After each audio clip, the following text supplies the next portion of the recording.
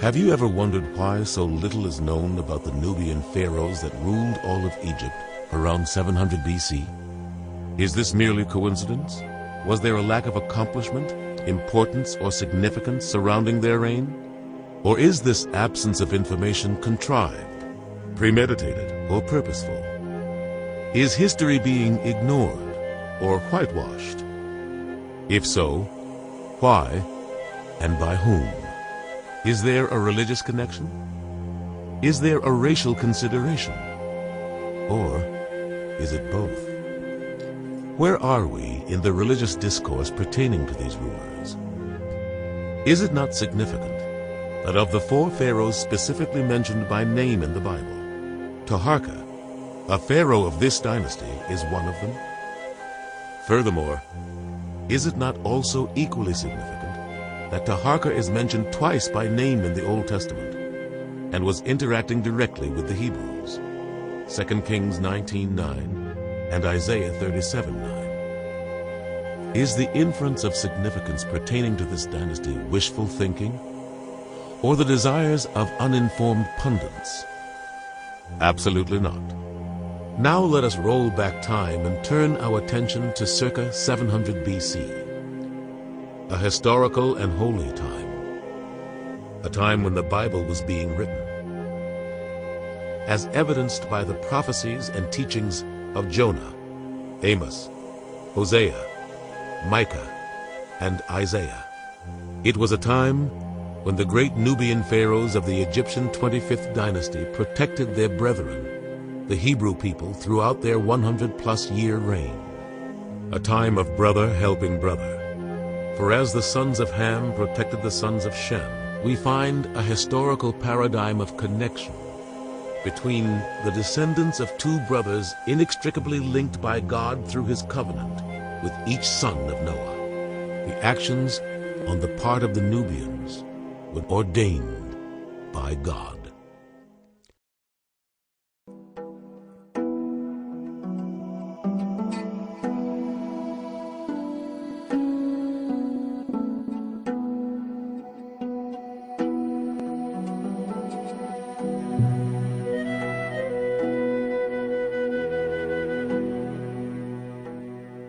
Around the period of time the Old Testament was written, one has to understand that perhaps one of the most powerful countries in the world at that time was Egypt, or Kemet. Egypt during that time was ruled by a series of black pharaohs from Nubia. That was the 25th dynasty. Why is this important? First and foremost, to adjust historical accuracy and to correctly link periods of human evolution. This missing chapter is critical in understanding man's anthropological, historical, religious, and social evolution. In our Western culture, the contributions of black people are tied directly to slavery in the Americas and its aftermath. Every other group's nationality and culture have well-documented archival information that provides clear and concise connections and links to their forefathers. We have this painting of Nubians as somehow barbaric, somehow less civilized than Egypt. But in fact, what we know from the depictions of Nubian kings and the elite, the tombs, like the tombs that we're finding at Tombos, we know that Nubians led a sophisticated lifestyle, every bit as sophisticated as Egypt, during the time of the Nubian dynasty. So the 25th dynasty actually marked a major turning point in the history of the Nile Valley. It's becoming more and more apparent that Egypt is Nilotic. It's the Nile River Valley, and the Nile River Valley not only flows from Nubia to Egypt into the Mediterranean, but the migration of population was northwards. So the point I'm making is that where does Egypt begin? In all likelihood, it begins in Nubia. I'd like you to consider the following points of anthropological and scientific fact. The African continent is the birthplace of mankind. The human race is of African origin. Man's evolution was Nilotic, progressing from south to north. Since ancient Africa was a savanna, man's rudimentary foundation of civilization started here. Recent DNA research by the National Geographic have proved conclusively that man evolved from the Great Rift Valley and parts of Tanzania. It is without question that many of the early Egyptian rulers were black.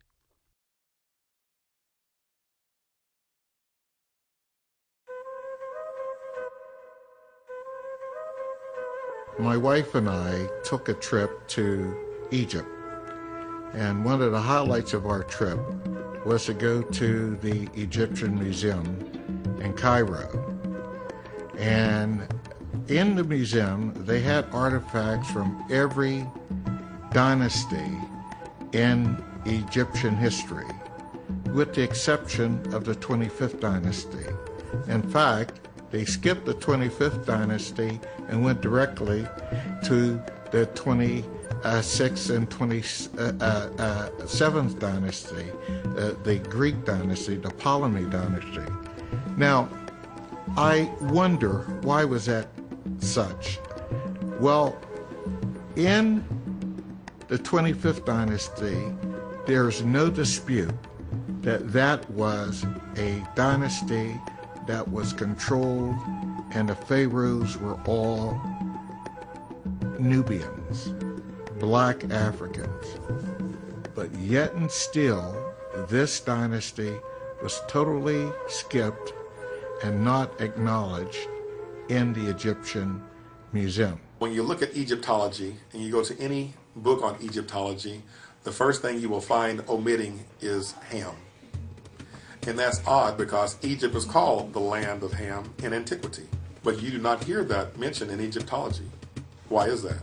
Because if you mention that there was a Ham and this land of Egypt was called the land of Ham, then the Pharaohs were black.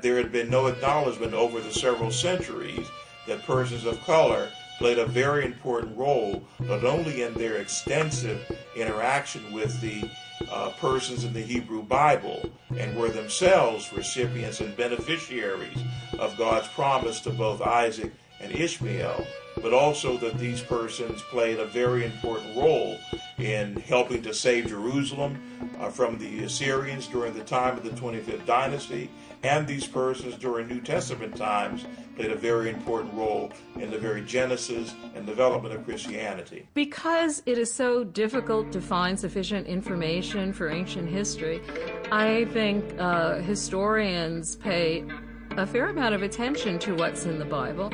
And because of that, it's not always so difficult to distinguish the more sort of theological presentation of what Yahweh did as opposed to actual historical events. And so the Bible is quite an amazing history book.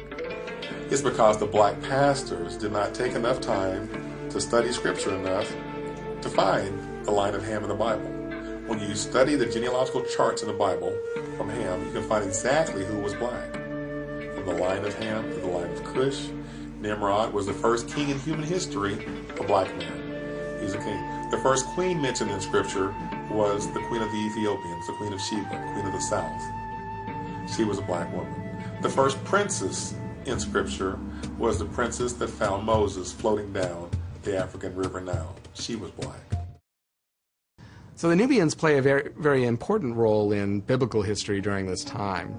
As kings of Egypt, they formed an alliance with Hezekiah in Jerusalem, the king of Judah, who himself was fighting against the Assyrians and trying to ally with a number of smaller states that were located in the Levant against the threat of the Assyrians. But it is also an aspect of really understanding that Egypt has been a very important part of the history of Israel. Every so often through the Old Testament as well as the New Testament, we have Joseph, who ends up in captivity in Egypt and then becomes the second most important person after the Pharaoh in the Old Testament. And then we have also Joseph taking Mary and the newborn child Jesus also running at the request of the angel of the Lord from Herod's anger into Egypt.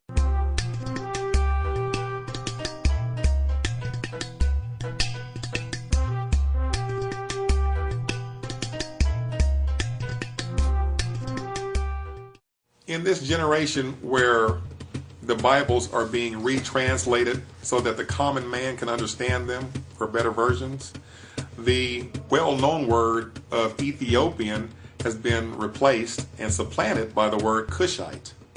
Now, if I asked you to explain to me what an Ethiopian looks like, you would say a black person. Now, if I asked the average person what does a Cushite look like, they have no idea. Well, this goes back to a lot of the things in Scripture are being hidden and subordinated because of the black heritage behind it. The Ethiopians were descendants of Cush. They were Cushites, but they were called Ethiopians. What remains true is that the Bible is the oldest and most authentic book on black history in the world. There's no other book that validates the antiquity of blackness like the Bible.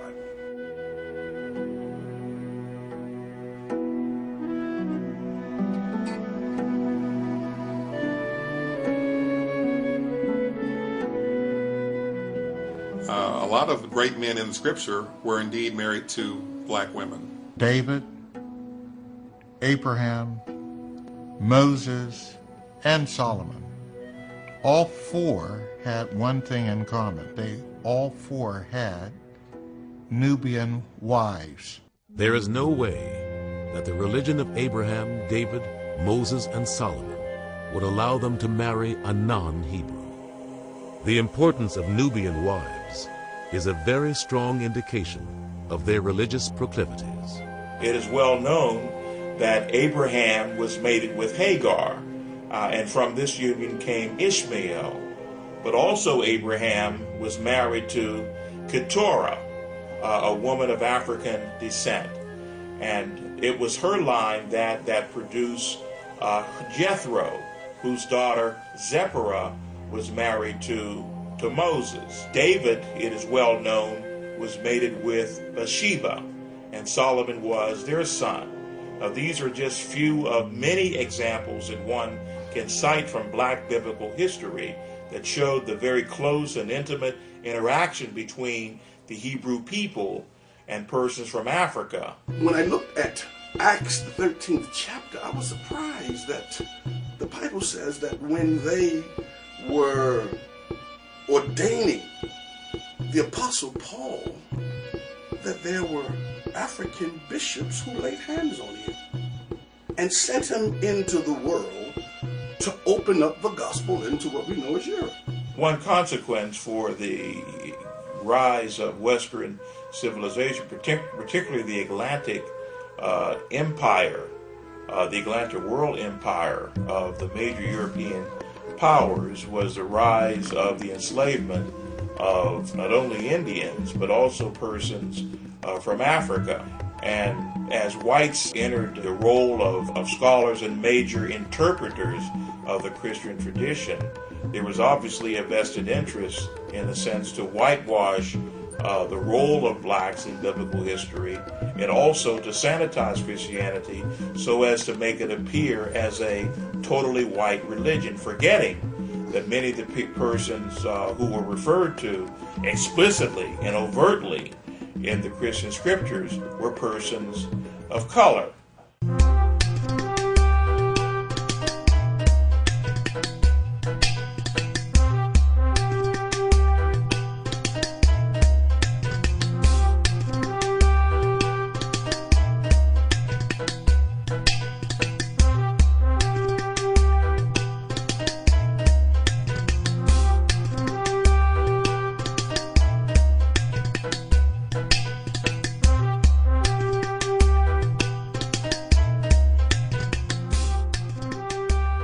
Understand that from the earliest dynastic periods, Nubia was always targeted and a matter of conquest for the Egyptian pharaohs because of its rich natural resources of gold and food from its fertile valleys. And as such, Nubia, or Nubians, often controlled Egypt. At times, it was very much a part of Egypt, I see two major contributions of the Nubian dynasty of Egypt. The first is in reunifying Egypt against a threat from competing Libyan dynasts in the Nile Delta, and to face a larger threat from the Assyrian Empire. The second thing that I see that's important about the Nubian dynasty is that they created a new civilization based to some extent on Egypt, but intertwining and blending Egyptian elements with Nubian elements, forging a new culture that lasted for 1,000 years, which is a pretty good run for civilizations in terms of world history. This particular dynasty was interesting because it did a number of things. One, it sort of rekindled, embraced the Egyptian lifestyle, the Egyptian religions, the Egyptians' attention to detail and monument building to the gods, and they sort of created a renaissance, if you will, of Egyptian culture. Even though they were adopting the culture and sort of doing a merging with their culture, it is known that they were actually more dominant in terms of embracing the Egyptian culture than most Egyptians. Not only did Nubia, through a sort of cultural and technological transfer, absorb Egyptian civilization pretty thoroughly, it also made a huge contribution to Egyptian civilization by first politically getting some control over it, and then, say, energizing a major cultural revival that led into the great achievements of the next phase, the Saite period. The Kushites were now going to reunify Egypt, like the pharaohs of old reunified Egypt, and could restore the ancient kingship that was handed down by the gods, and that they were going to be the ones personifying this kingship.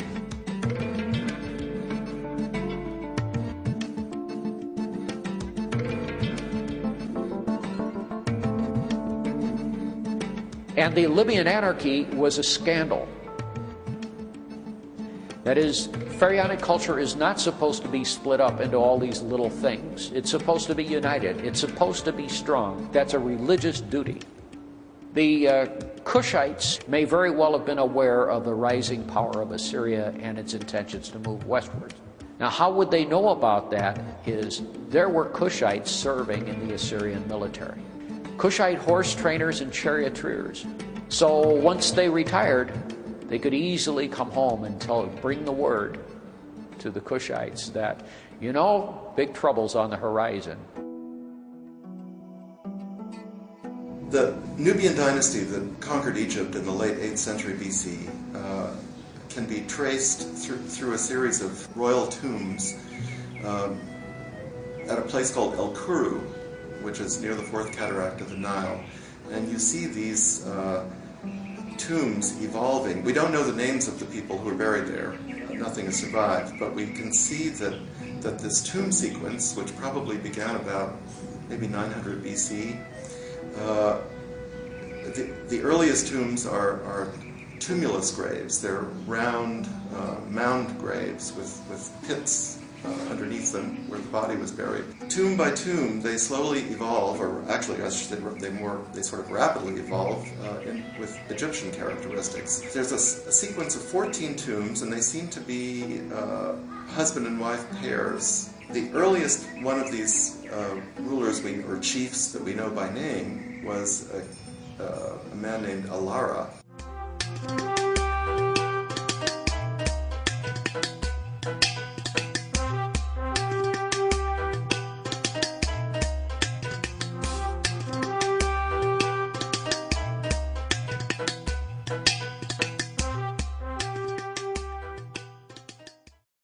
Many historians believe that the reunification of the Nile Valley actually started with the Kushite leader, Alara.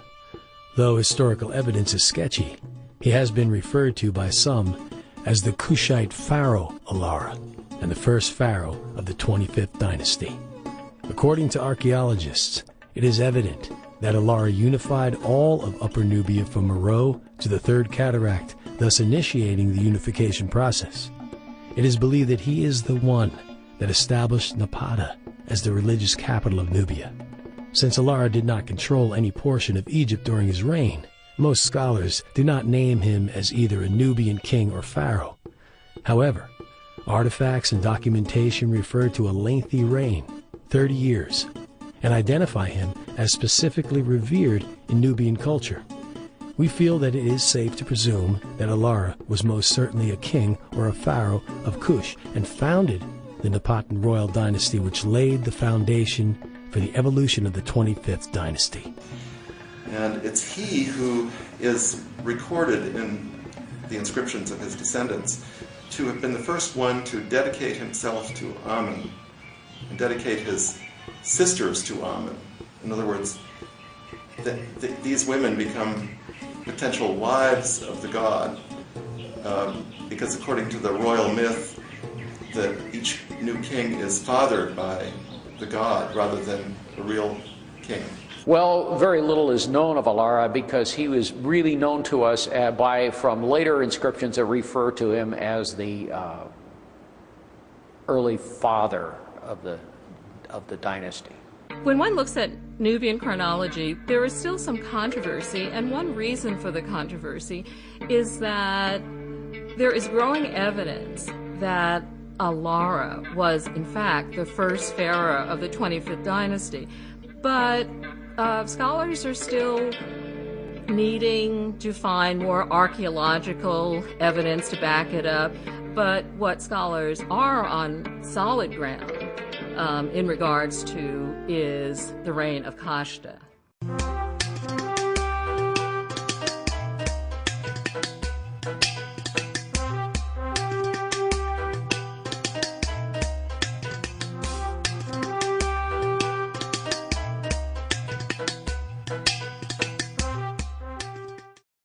Third Intermediate Period Ancient Egypt, a time of anarchy, a time of disarray, a time of acute turmoil. Some historians believe that the actual reunification of Egypt began with the Kushite king Alara, brother of Kashta, and that upon his death, Kashta assumed control. He extended the Kushite Empire to Aswan, the southern border of Egypt. Archaeologists found a small broken monument near Aswan, there containing his portrait. An inscription on the stone quotes him boldly calling himself King of Upper and Lower Egypt, which was the title of an Egyptian pharaoh. Although historians do not credit Kashta with the title pharaoh, he met the ruling criteria to be so named. Kashta, his name, there's been some argument recently about it meaning, but it probably does mean the Kushite, but not as an Egyptian word, even though it's written in Egyptian.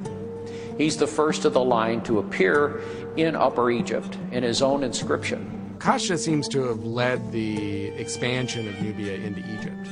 And he did it in a way that seems to have been more diplomatic than military. Although you can be sure it was backed up by military force, he seems to have forged a close alliance with Thebes and the administration of Thebes at that time, which had forged a kind of independent political status from the competing dynasties that ruled in the Nile Delta. And we suspect, although we don't know explicitly, but we suspect that the Thebans were already worried about the Assyrian threat coming from the north and saw the emergence of Nubia as a power and potential ally to reunify Egypt to meet that threat from the north, but also simply to take these rival dynasties bickering amongst themselves, unify them, and create in Thebes also an important power center.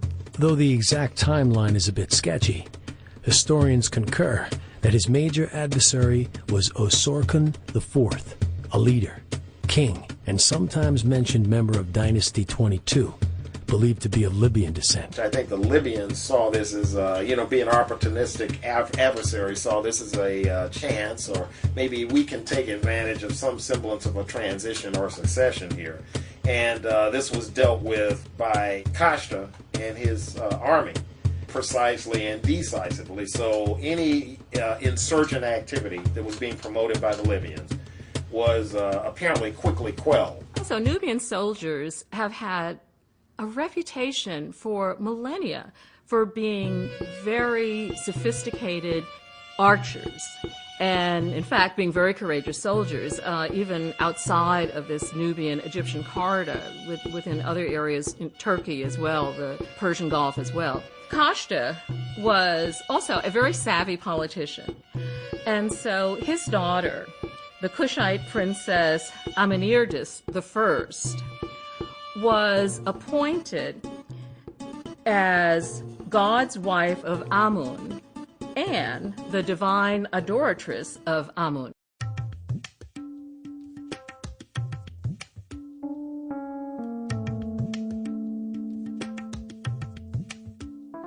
One of the most interesting figures of the 25th dynasty is Amenirtis, who held the title of divine adoratress of Amun at Karnak. This is another interesting feature of the dynasty, is that they raised this particular office, which had been gaining in power earlier as well under the Libyan pharaohs too, but they really raised it to an important level, political level and economic level in society. And it's an important and critical role for a woman to hold. And this is something that is a common feature, especially in later Nubian culture, but also from what we know about the 25th dynasty, is that women held a much more prominent role in politics and influence than they did in Egypt, and are represented much more as equals. And it's interesting to note that Amenirtis' tomb and the tomb of the other adoratresses is rivals in size the tombs of contemporary pharaohs at that time, and attests to the political power of that office. The divine adoratress of Amun is the daughter of the pharaoh, or the successor pharaoh. And so, in truth, what seems like a purely religious role is actually a way of politically signaling who is going to be the successor. The God's wife of Amun did not inherit the office. She adopted her successor. They did not have children. Presumably they were celibate, in other words. And they lived a long time as a result of a lack of exposure to the dangers of life, particularly childbirth. The power of the high priestess is not a role that we would be familiar with within our contemporary society. But think of the role of the Pope, for instance, in terms of the enormity of that individual's power. The particular cult of Amun was extraordinarily wealthy because it had control of large expanses of lands and farms and the taxes from them and so forth. As a consequence, it was the high priestess who made determinations in terms of, are we going to invest in irrigation projects? Are we going to build new temples? So forth and so on. What are we going to do about unemployment? I mean, there were very practical economic issues even at that time. And the high priestess was right in the middle of it. To further the political connection with the Egyptian religion, the pharaoh presents himself the equivalent to a pope. Scholars believe that the word icon is a better translation of a description of God's messenger on earth. This literal interpretation would indicate that because this person is the head of the religion, that unequivocally makes him or her royal. We don't know, we don't have physical details of what she did. In other words, we don't have instructions or edicts or legal documents that she signed or things like that. But she occupied the position where she was the chief person. Amenirtis held the position of God's wife of Amun through the reign of Taharqa. It is important to note that historians believe she was the chief advisor to the pharaohs on all matters, and some equate her position to that of a co-pharaoh. The key thing about Kashta, he's also the father of both Pianki and Shabaka, who were the next succeeding pharaohs.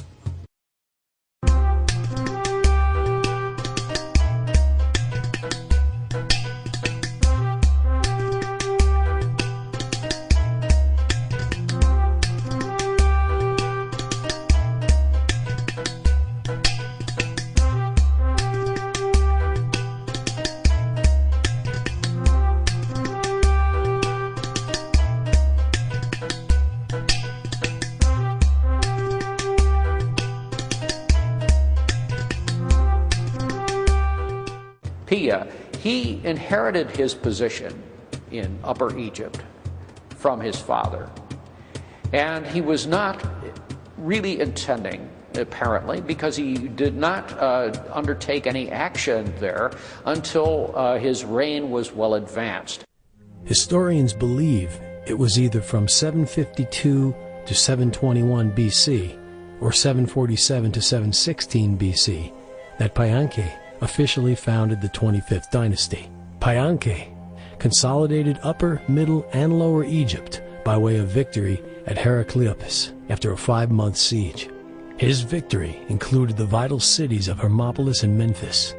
While he ruled and resided in Napata, the capital of Nubia, Payankhe allowed the local kings in Lower Egypt to rule at will. Payankhe is best known as being a brilliant military strategist. His father, Kashta, was able to make many political and diplomatic arrangements, but it was the son who was able to conquer the entire society, civilization of Egypt. First, he conquered Upper Egypt, which is the portion of Egypt closest to Nubia. And his armies kept moving further and further north until he had finally encompassed Lower Egypt as well. It was a pharaoh, a black pharaoh in the 25th dynasty, that finally united the northern and southern areas of Egypt and brought a spirit of unity and tore down racial walls. And Egypt became the most powerful nation at the time because of these walls being torn down. He adopted many of the Egyptian mores and customs, and he became a very, very proud Egyptian pharaoh. Where Thutmose III identifies himself as, the strong bull born arising in Thebes. Payankhe, who uses Thutmose's throne name, also calls himself the strong bull arising in Napata. An individual, a Libyan, one of the parts of the Libyan anarchy, started to unite the various forces and kingdoms in the north of Egypt into a single unit and to prepare for an attack on Pia in the south. Pia marshaled all his forces and in a single year completely defeated the forces of the north. They did not attempt to impose a unitary kind of rule on Egypt at that time, but he certainly established complete ascendancy over Egypt. His inscription that records it is one of the finest pieces of historical writing in ancient Egyptian. He says, gods make a king, men make a king, but Amen made me. So in other words, my kingship is superior to everyone else's in that I'm going to be the emperor. And he took his forces to the Delta.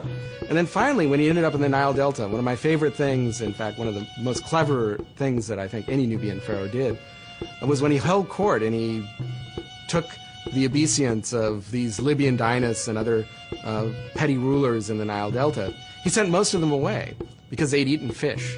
And as any good Egyptian should know, of course, you can't approach a god, a pharaoh, after having eaten fish because you were ritually impure. So he was telling them how to be Egyptian and favoring the one particular individual who was adhering to those rules and sending the rest away. And that, to me, is just an amazingly clever and sophisticated way of establishing control over the country. Pia is the first one to realize that he could move forward and actually subdue all of these little kingdoms in the Delta and Middle Egypt. And really, he set the tone and showed that no, we can actually have a policy that goes all the way to the sea and maybe beyond into Palestine if we need to. Soon, Payankhe was given a reason to intervene further north. Tefnakte, a Libyan, the prince of western Egypt, ruler of the delta city of Suez, extended his control south by capturing the city of Memphis and the old middle kingdom of Ich-Tawe, Lisht. At first, Payankhe merely checked Tefnakte's movement while moving southward with a pair of naval victories in Middle Egypt. Here, he left the Sate rulers in control. However, after spending New Year's in Nubia, Paye returned to Thebes, joining his sister, Amenertis I, in time for the Great Opet Festival, and subsequently set about planning to place the remainder of Egypt under his control. His troops moved north, capturing 3 towns, and killing one of Tefnakhte's sons in the process. After conquering Egypt, Paye went home to Nubia, and according to historians, never again returned to Upper Egypt. This was presumed he didn't need to return due to his strength as a ruler, and the lack of conflict under his authority. He is portrayed as a ruler who did not glory in the senseless killing or torture of his adversaries, as did other kings, but rather preferred treaties and alliances. He left the rule of his country largely in the hands of his vassals. During Paye's reign, the entire kingdom enjoyed a resurgence of Egyptian culture, religion, and sophistication.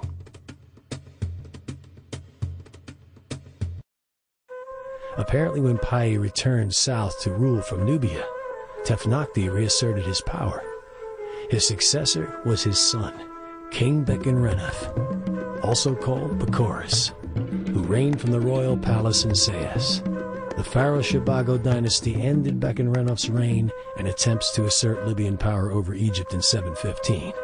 Bekken-Renef was reportedly buried alive.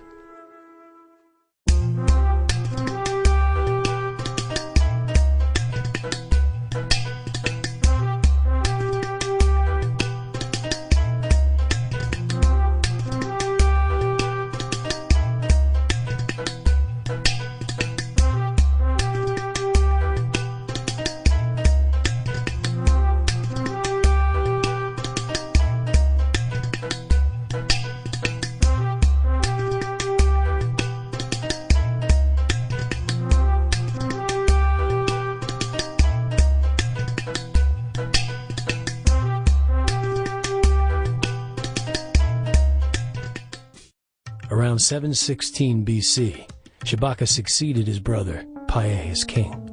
The Kushites created a new tradition of regal succession, not from king to king's son, but from king to brother to king's son. Shabaka recognized the mistakes his brother made in ruling from the south and set forth on a course to reconquer all of Egypt and to rule from the north. Shabaka was crowned pharaoh of both Egypt and Kush upon the death of his brother Paenki. It is presumed that he was crowned in Napata and that the Egyptian princess of northern Egypt revolted. Let's assume to take advantage of the transition of power. Shabaka reinvaded Egypt, denoted Memphis as the capital, ruled from there, and established diplomatic relations with the Assyrians in Nineveh. Some historians reference that Shabaka ruled from Thebes, and others believe there existed dual capitals.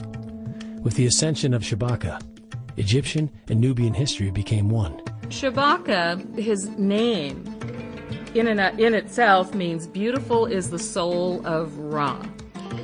He was a powerful leader, but he was also a very cultural leader. During Shabaka's reign in the 25th dynasty, there was much building, there was much construction that went on. In fact, during this period, the Nubians built pyramids. Paye, upon his death, was actually buried in one of these Egyptian model pyramids. Shabaka was known as the builder of the 25th dynasty, particularly in the city of Thebes.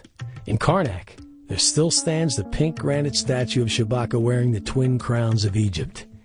He was also credited for the restoration of the gate at Karnak.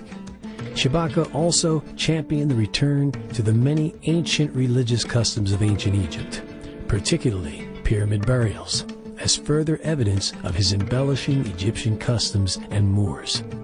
The most distinguishing literary documentation of his reign is the Shabaka stone. The stone is a slab of nearly black-green breccia, stone measuring approximately 66 centimeters in height and about 137 centimeters in width. It was incised with the remaining hieroglyphs of a decaying papyrus that was also worm-ridden. He spent a great deal of time in codifying some of the writings that had never been codified or that had been lost, such as what we call the Shabaka stone or the Memphite theology. This Memphite theology is of profound importance because it is the only written presentation of the fundamental theology that governed large parts of ancient Egypt. It appears that Ptah, especially as he was articulated by Shabaka, was one God. That here we're talking about a monotheistic system. And what is becoming more and more apparent is that the attributes of Ptah are in fact the attributes of the God of Abraham, Isaac, and Jacob. Unlike Payanke, Shabaka did not record his many achievements. Therefore, his activities have largely been recorded through the eyes of others. Question: is Shabaka the soul mentioned in the Old Testaments, ruled from Thebes? Do we need to mention his attempt to thwart the Assyrian belligerents by getting Palestine and Syria to revolt? The Assyrian challenge began during the later years of his reign. Now, Assyria was the strongest power at that time in the 8th century BC, and they were very predatory. The Assyrians had heavy chariotry, heavy cavalry, and they also had heavy armor, bronze, scaled armor, corselets. You see the Assyrian reliefs, the armor is drawn with great detail. Yeah, Shabaka was the main person who faced off initially against the Assyrians. And through a combination of military power and negotiations, he managed to keep the Assyrians at bay.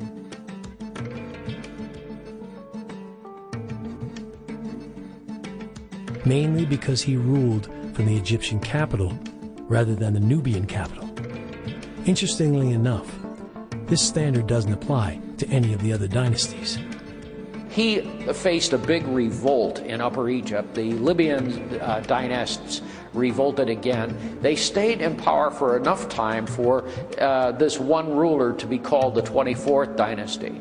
But Shabaka did quash the revolt and executed the rebel. Shabaka eliminated the insurrections in Lower Egypt by defeating the Libyan Bechen-Renouf around 715 BC.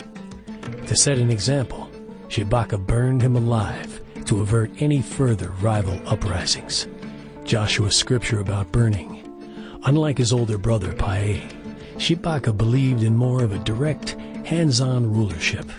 With the assistance of his sister, Amanirdis, Shabaka ruled sternly but fairly.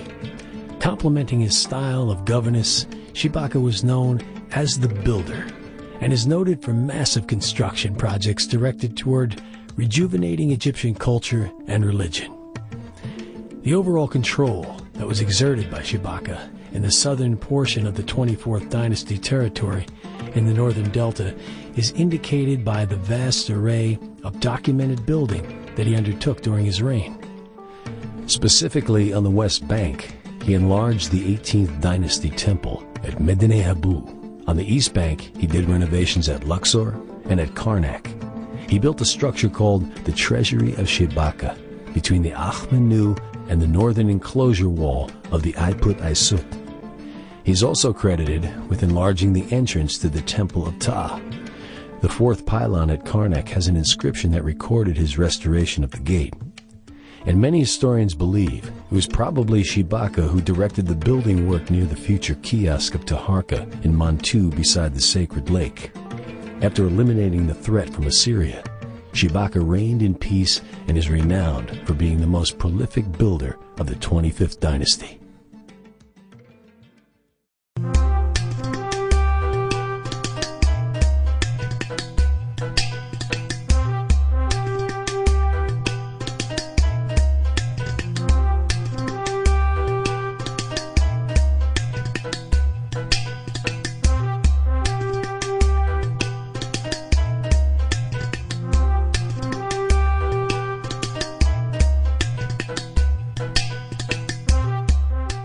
It was Shabitku, apparently, who actually had to fight the Assyrians in their first round of battles. And that was long about 701 BC. there had clearly been an alliance between Hezekiah, Jerusalem, and Shebitko. The king of Jerusalem had cast his lot in with the Egyptians, had put his safety in their hands.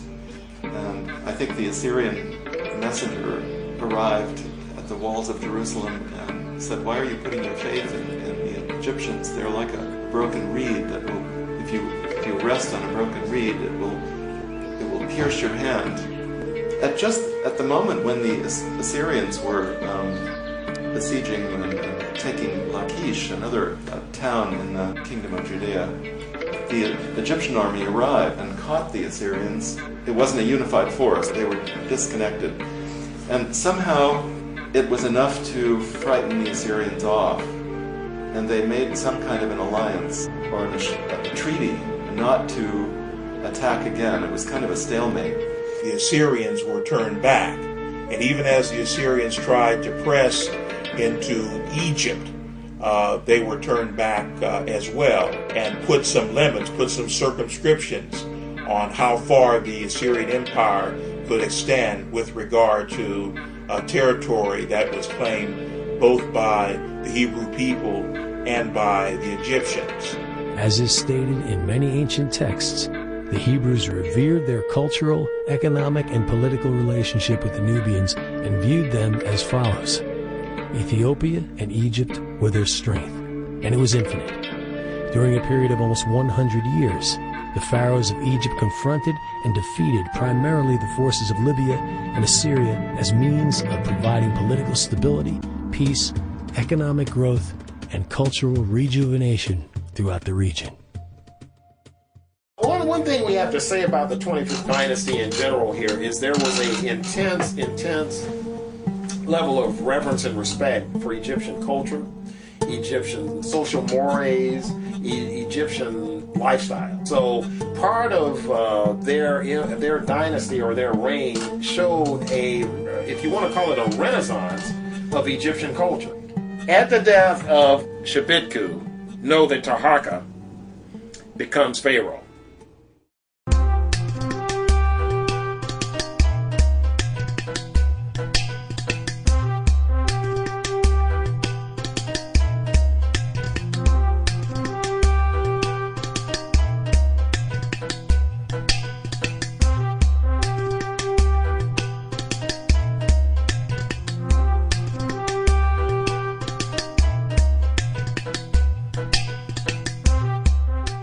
It was during his reign that Egypt's nemesis, Assyria, at last invaded Egypt. The Assyrian king, Esarhaddon, led several campaigns against Taharka, which he recorded on several monuments. Although many historians point out that many of the victories claimed by the Assyrians were exaggerated, and many were actually Egyptian victories. He ruled all of Egypt and northern Sudan. He ruled the areas of the deserts, the oases settlements, and his sphere of influence extended well into what we call the Holy Land and up the coast of Lebanon. I mean, all of those city-states were vassals to him, and they looked to him for protection.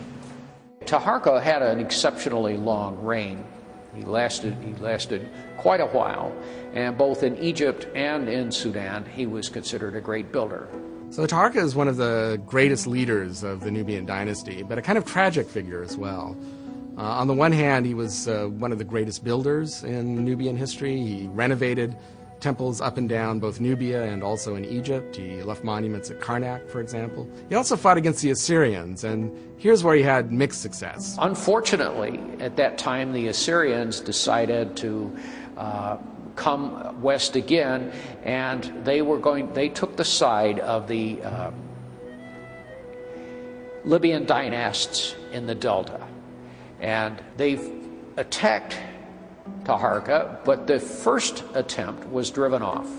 Esarhaddon's first attack in 677 BC was aimed at pacifying his allies in the Arab tribes around the Dead Sea. This conflict led him as far as the Brook of Egypt. It is generally assumed that Esarhaddon then proceeded to invade Egypt proper in Taharka's 17th regnal year after he had settled a revolt at Ashkelon. History records that Taharka defeated the Assyrians on that occasion.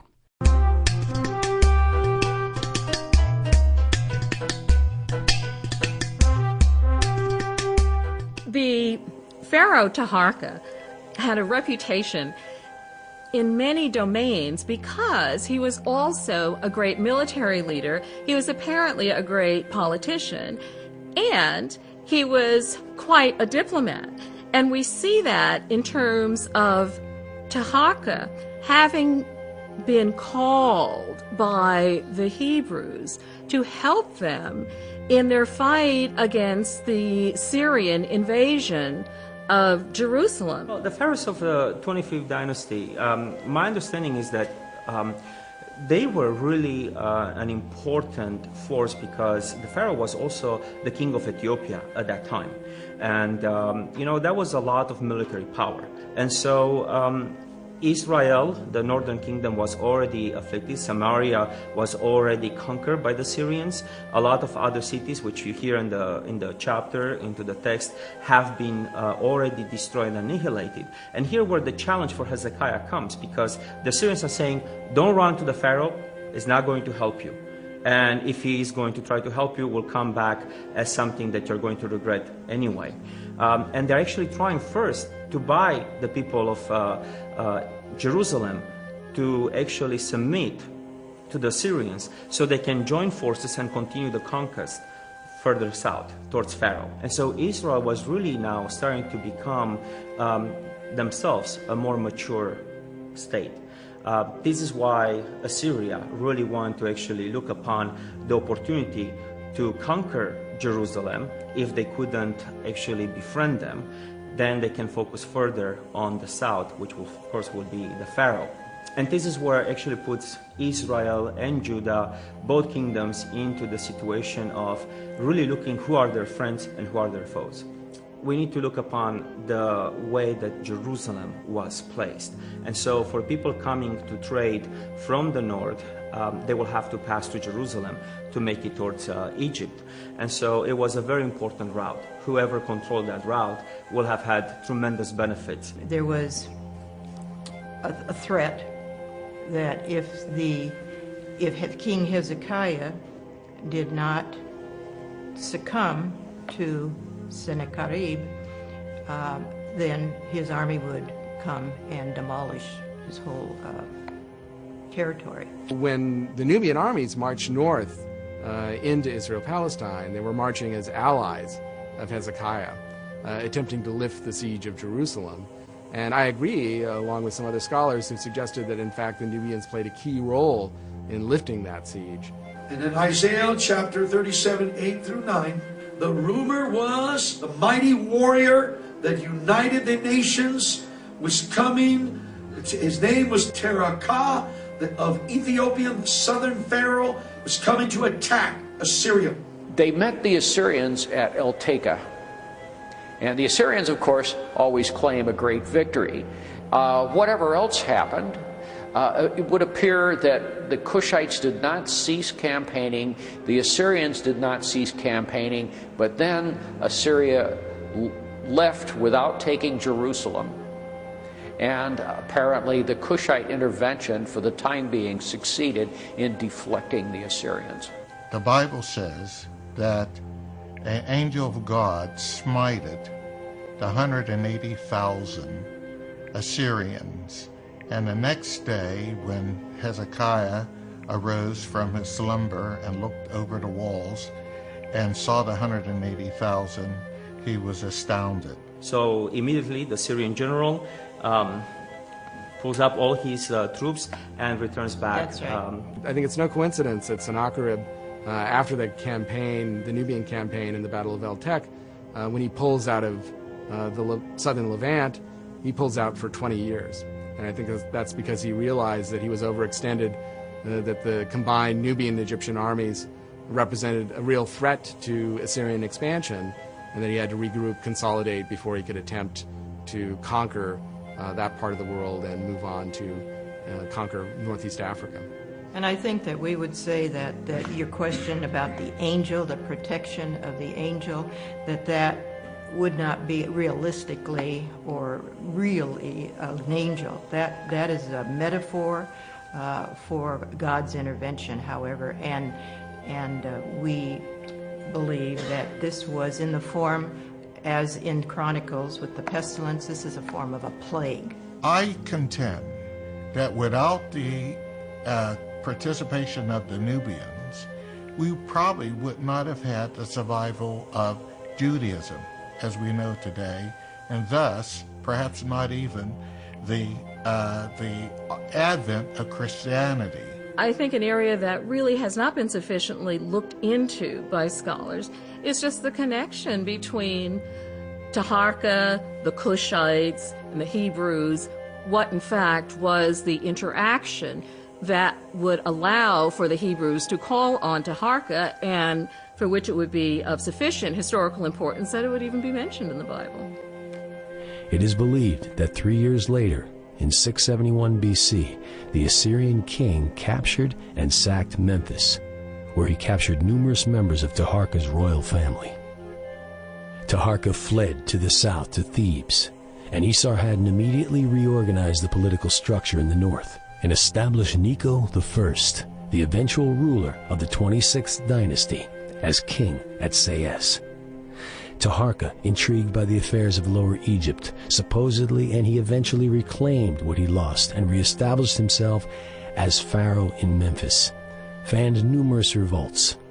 Esarhaddon died before he could return to Egypt, so it was left to his heir and son Assurbanipal to once again invade and control Egypt. 3 years later, they came back, and then Taharka was defeated, and some of his family were taken off to Assyria. And Taharka really had to go back to Cush. During one of those defeats, Amenadiris dies. That's the pillar of stability. She's been the co-pharaoh, remember, since her brother, Pi, or Pianki. There was probably some void or vacuum of stability and leadership at her death. Assurbanipal defeated Taharka, who afterwards fled first to Thebes, then up the Nile into his native homeland, Nubia. Taharka died there in 664 BC and was succeeded by his appointed successor, Tantamani, a son of Shibaka. People sometimes say that because Taharka was eventually defeated by the Assyrians, that therefore he was somehow unsuccessful, or the Nubians couldn't stand up to the Assyrians. But it's easy to forget that the Assyrians pretty much had their way in the Middle East during this period. They defeated every army they went up against, and usually quite easily. So the fact that Taharka, during his long reign, managed to keep them at bay for most of it, and even push them back on several occasions, is quite an achievement and accomplishment. As the builder, he consolidated this pharaonic culture from basically Meroe in Sudan all the way to the sea, whereas as a single kind of cultural unit. It is believed that Queen Qualhata, depicted on the dream stela, is the mother of Tantamani, who became the last pharaoh of the 25th dynasty.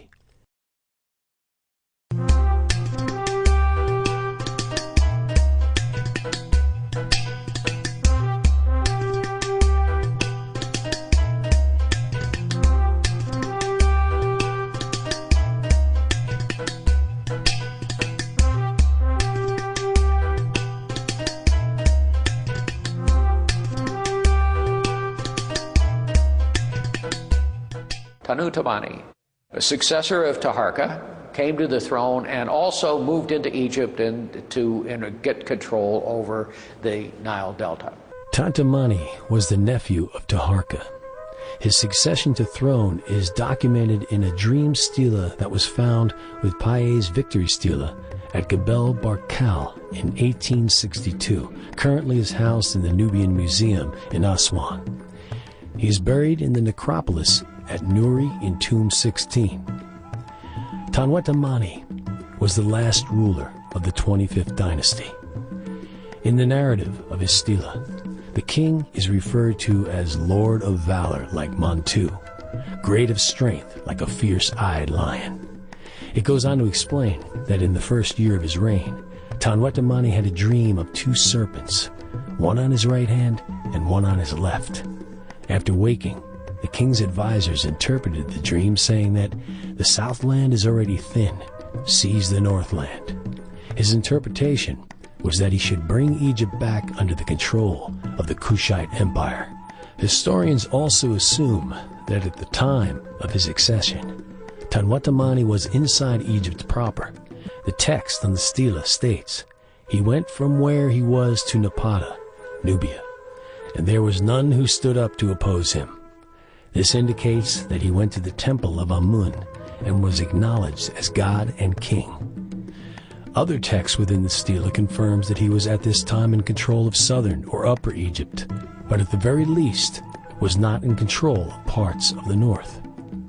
After ascending the throne, he went north from Nubia, first stopping at Elephantine, where he participated in a festival procession of the god Khnum. From there, he sailed further north to Waset, Thebes, where he once again participated in the festival. Nikau of Sais may have been killed in this battle, but his son, Psamtik, who was loyal to the Assyrians, fled to Asia. After this victory, Tanwetamani honored the god Ta-Sakor and his wife Shachmet in the great temple of Memphis, and afterwards ordered the building of a chapel dedicated to Amun at Napata in Nubia. Tanwetamani apparently spared the lives of the Delta princes, sending them home, but this victory was very short-lived. The Assyrian army marched back into Egypt, and this time they had reinforcements. They not only reconquered Lower Egypt, which is the northern part of Egypt, but they kept moving, and they conquered Upper Egypt. And in conquering Upper Egypt, by then they are pushing out the dynasty of the 25th dynasty. So he was the last king to attempt to take back Egypt from the Assyrians. And for a brief time he was successful. And this shows the robust relationship between these Nubian kings and the people of Nubia at that time and Thebes. Because the Thebans could have taken the easy way out and resisted Tanwetamani and stayed with their Assyrian allies. But in fact, they felt so strongly against the Assyrians and for the Nubians that they welcomed Tanwetamani back in, supported his campaign against Assyria, and paid the price, because after the successful Assyrian campaign defeating Tanwetamani, Thebes was sacked for the first time. And this was, of course, a tragic moment in Egyptian history, also in Nubian history. And that is mentioned in the Bible, the sack of No Ammon, as they referred to Thebes. It really shocked the ancient world because it was such a great capital. Tanwetamani seems to have continued to be acknowledged as pharaoh in Thebes until his 8th year. There are inscriptions that were discovered at the Luxor that date the installation of priests by his name, which would indicate the Kushites still maintained a large official presence in the city. Paye's daughter, Shepenwepet II, succeeded Amenirtis I as God's wife of Amun, with Taharka's daughter, Amenirtis II, as her designated successor. From the beginning of Tanwetamani's reign, his cousin remained the high priest of Amun, and there exists other evidence of Kushites' continued power within the region. The Assyrian reconquest effectively ended Nubian control over Egypt, although Tanwetamani's authority was still recognized in Upper Egypt until his 8th year, around 656 BC, when Psamtik I's navy peacefully took control of Thebes and effectively unified all of Egypt. Thereafter, Tanwetamani ruled only Nubia. He died in 653 BC and was succeeded by Atlanersa, a son of Taharka. Essentially what happens is that the Assyrians are able to push the Nubians back into Nubia, and they establish themselves as the next dynasty of Egypt. Of course, Nubia certainly does not die at that moment. There is this interesting transformation that occurs. The capital, over the course of the next several hundred years, is moved from Napata to Merowe. Napata at the 4th cataract, Merowe further south at the 6th cataract. And we have this resurgence of Nubian civilization. But it's important to remember that the civilization and the dynasty that they had founded lasted and continued to be powerful in the south for another 1,000 years.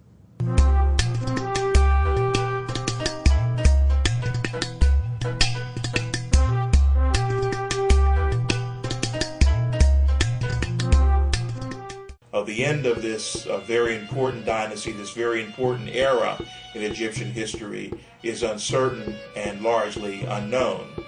But we do know that it was a golden age for Egypt because much building was done under the kings, particularly the third king.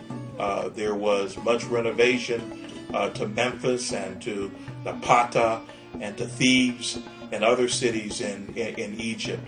And there was a great golden age of architectural achievement as well as cultural achievement during this important 25th dynasty of Egypt. It is a turning point for both Egypt and Kush. Kush, before the 25th dynasty, it clearly had gotten itself organized, as Kadimala's inscription shows. But it had not congealed into a Northeast African power or a monumental state.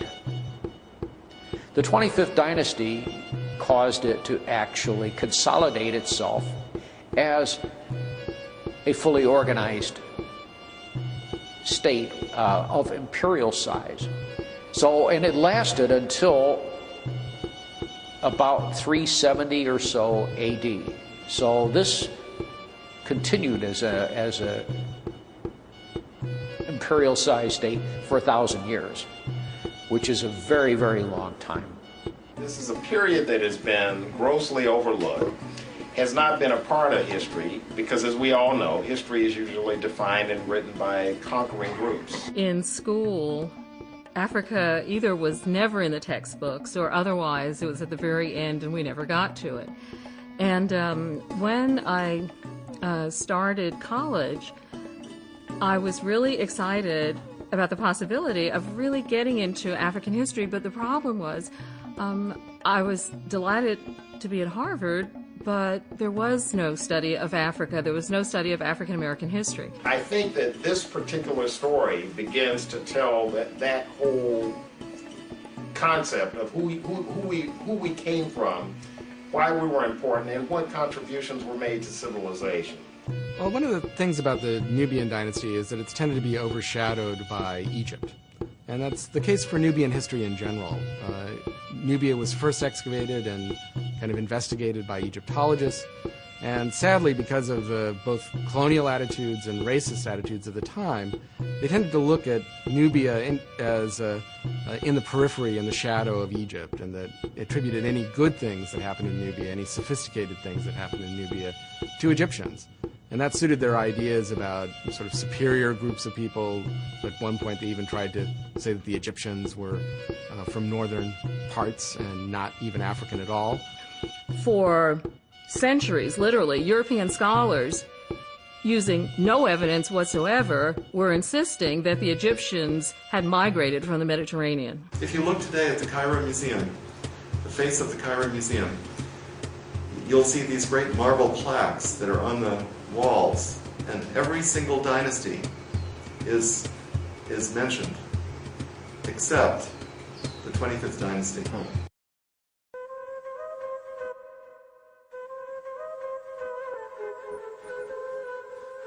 You see, well, political science teaches us in college that no one records the successes of the enemies. So they have to structure the absence of the truth to teach the lie.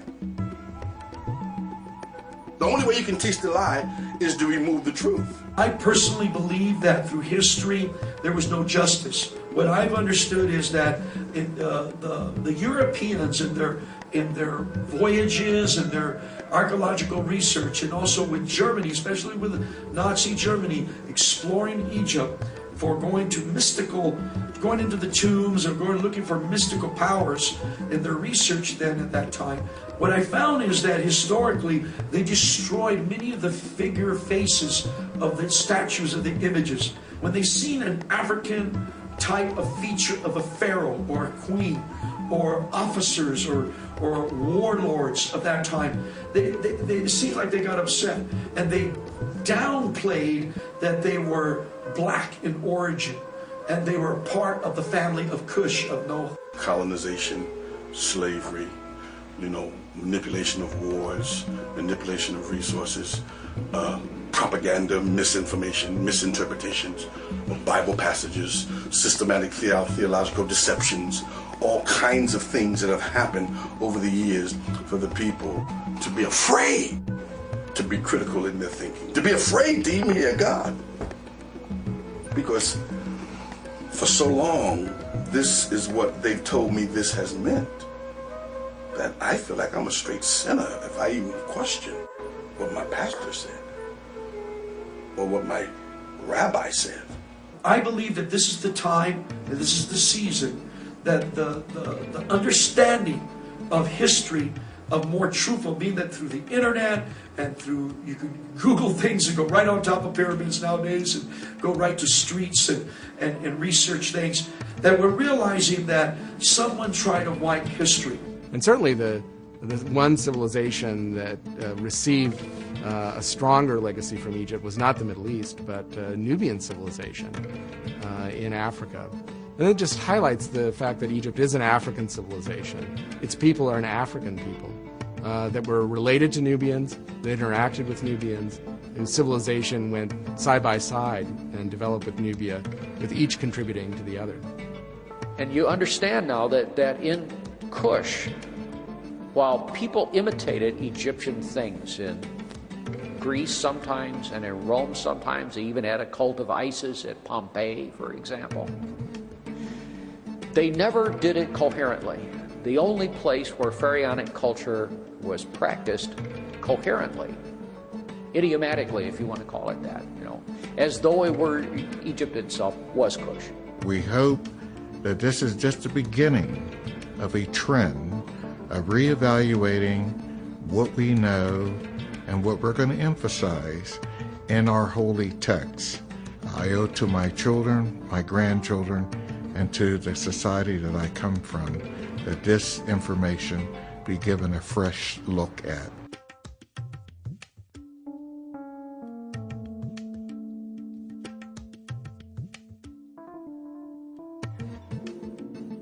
To me, this is such a rich area for serious research because part of the story is not being told.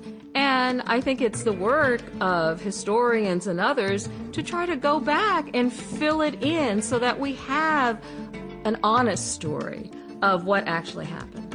And not knowing this history, to me, is actually a form of malnourishment that all people have. All of us are suffering from a lack of understanding and a lack of knowledge as to who we are and how we developed and evolved. So I feel that for young people, this is a great time and it's a great opportunity to not just understand these things in the context of civilization, but also to understand them from a more holistic standpoint, where that spiritual side is being nourished also. To show that totally diffusing stereotypes of the African continent and African nations, but embellishing on the fact that back in, what did we say, 760 BC, there were benevolent leaders. They weren't just warriors that were running around slaughtering, maiming, raping, and pillaging, but people that were actually ruling over sophisticated societies. The mixability of these two cultures, which is fundamental to the fact that the 25th dynasty arrived on the scene, is something that needs to be pursued more both in Egyptian studies and in Nubian studies.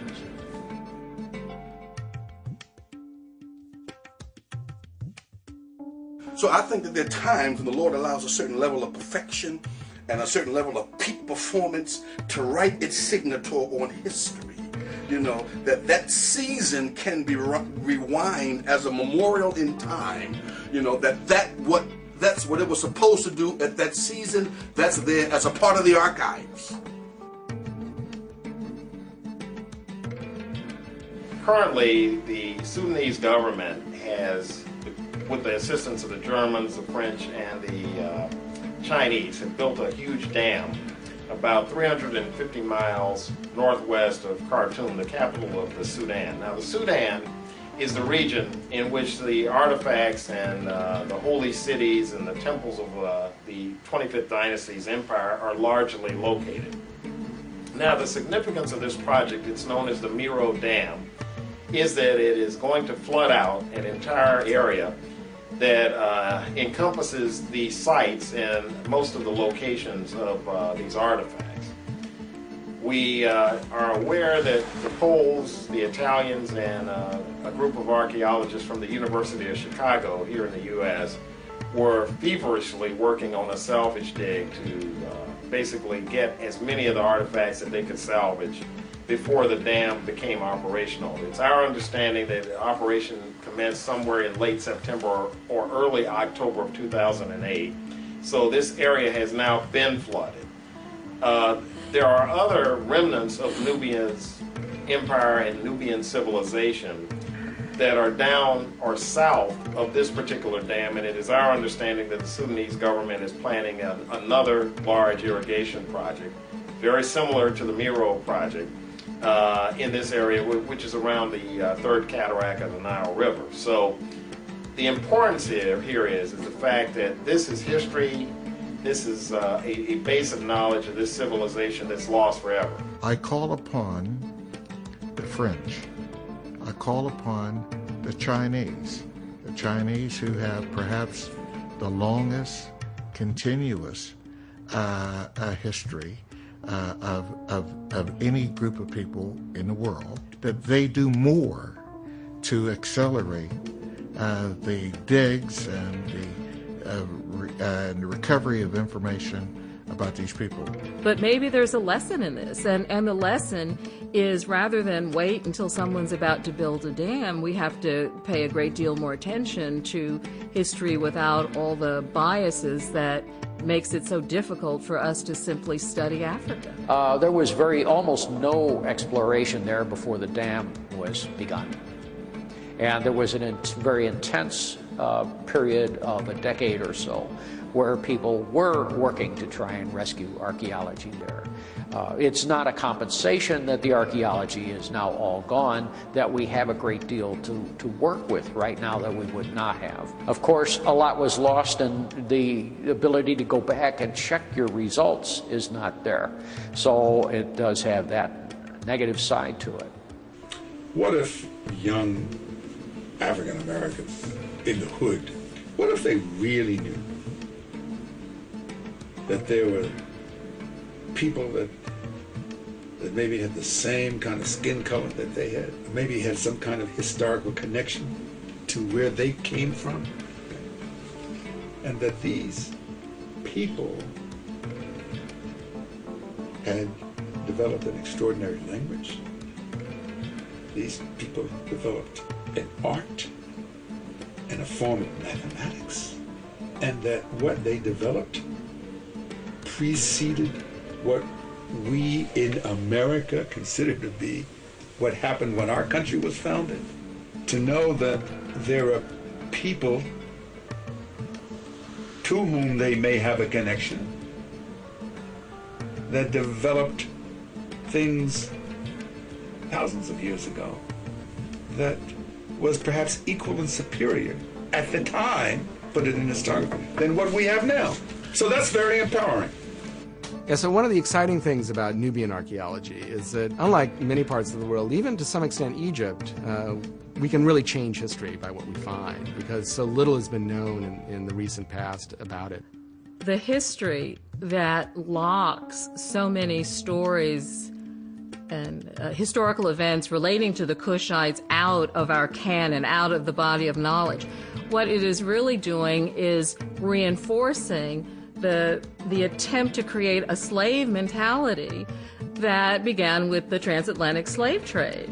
And of course, people today would be horrified if they were in any way associated with trying to do any such thing, but it's not the bad intentions of contemporary society. It's the fact that contemporary society has not dismantled a worldview that was put together with a particular hidden agenda. And the agenda was not so hidden. The agenda was to to rationalize slavery by saying, we are civilizing these people. They do not have a history. This issue of the Cushites is not relevant. It's all just minor, minimal, marginal stuff in order to reinforce a false notion that a particular group, Europeans, had a well-substantiated history and Africans did not. I mean, it just so happens that all human beings have a history, and that's all there is to it.